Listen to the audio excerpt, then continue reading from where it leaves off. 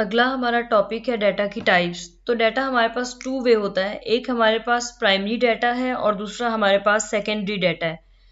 Primary data हम कहते हैं कि वो इंफॉर्मेशन है जो रिसर्चर फर्स्ट हैंड पे कलेक्ट कर रहा है अपने किसी भी स्पेसिफिक रिसर्च ऑब्जेक्टिव को लेकर, यानी कि ये वो डाटा है जो ओरिजिनल है और जो सोर्स से डायरेक्टली कलेक्ट किया जा रहा है। इधर रिसर्चर सर्वेस के थ्रू ले रहा है, एक्सपेरिमेंट्स कर रहा है, ऑब्जर्वेशंस के थ्रू ले रहा है या इंटरव्यूज के थ्रू ले रहा है, तो वो डाटा प्राइमरी डाटा है।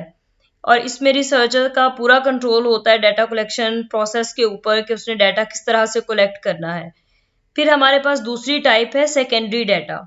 सेकेंडरी डाटा हम ये कहते हैं कि जो ये वो इंफॉर्मेशन है जो ऑलरेडी अवेलेबल है, जो ऑलरेडी कलेक्ट हुई हुई है और बाकी जो हमारे पास सर्च इंजन्स हैं उस पर अवेलेबल है, ये हमारे पास हमारे जर्नल्स में अवेलेबल है, बुक्स में अवेलेबल है, रिपोर्ट्स में अवेलेबल है या ऑनलाइन डाटा बेसिस पे ऑलरेडी अवेलेबल है।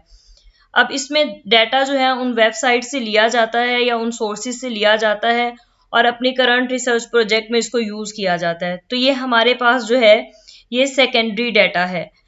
अब इसका मतलब ये है कि प्राइमरी डाटा वो डाटा है जो डायरेक्टली रिसर्चर ने कलेक्ट किया है और सेकेंडरी डाटा वो इंफॉर्मेशन है जो किसी और ने कलेक्ट की है और हमने अपने किसी स्पेसिफिक पर्पस के लिए उसको यूज किया है।